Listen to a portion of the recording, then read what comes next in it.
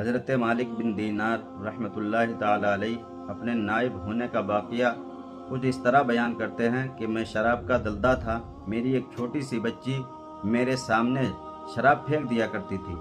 2 سال ہو گئے وہ فوت ہو گئی۔ مجھے اس کی جدائی پر بہت افسوس ہے۔ جب شب برات آئی تو میں نے خواب میں دیکھا کہ قیامت قائم ہے اور ایک اژدھا منہ کھولے میرے پیچھے پڑا ہوا ہے۔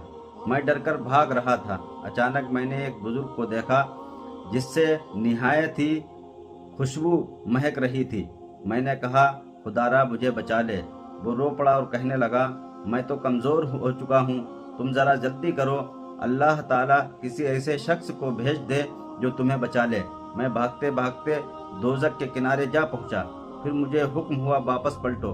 واپس ہوا تو اژدھا میرے پیچھے، یہاں تک کہ میں نے صرف اس ضعیف سے فریاد کی، اس نے پھر وہی جواب دیا، اس پہاڑ کی طرف جاؤ، وہاں مسلمانوں کی کچھ امانتیں ہیں، ممکن ہے کہ کوئی تمہاری بھی ہو، تیری مدد کرے۔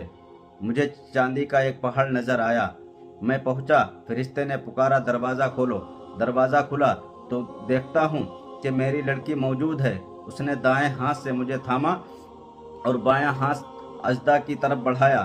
وہ بھاگ کھڑا ہوا۔ میری بیٹی مجھ سے کہنے لگی، میں نے حیرانی سے پوچھا، بیٹی کیا تو قرآن کی تلاوت کرتی ہے؟ میں نے جواب دیا۔ پھر میں اژدھا کے بارے میں دریافت کہنے لگی، ابا جان، یہ اژدھا تو آپ کے گناہ تھے اور وہ ضعیف شخص وہ آپ کا عمل تھا۔